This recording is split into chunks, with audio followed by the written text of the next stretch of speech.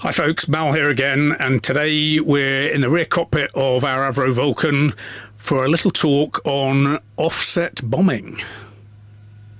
We're in the rear crew compartment of our Avro Vulcan today, and I want to talk about how the Vulcan could accurately bomb a target that was not radar significant, i.e. something that would not show up on the nav radar's H2S display here, but that needed a bomb accurately dropping onto it.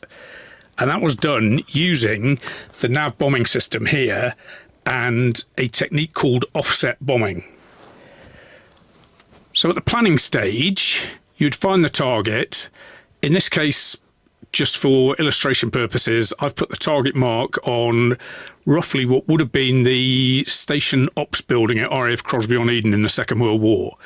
That was well camouflaged, it was in amongst trees, it would have been difficult to break out on radar.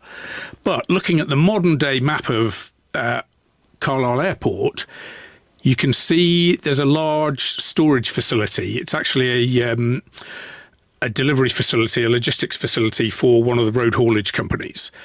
That will show up on radar very well. So you could measure at the planning stage the distance, in this case south and west of the target to that building. The radar nav would have a reasonably high confidence of being able to find a building that size on the radar.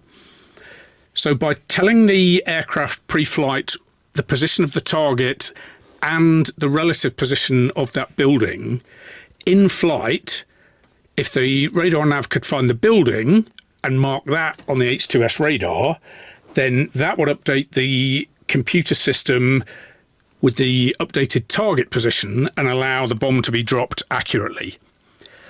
So at the planning stage, that distance offset would be measured accurately in, back then, yards, and that could be wound into the nav bombing system. So these two displays here, the one on the left controls offset north or south, in this case south, and the one on the right controls east or west, in this case west.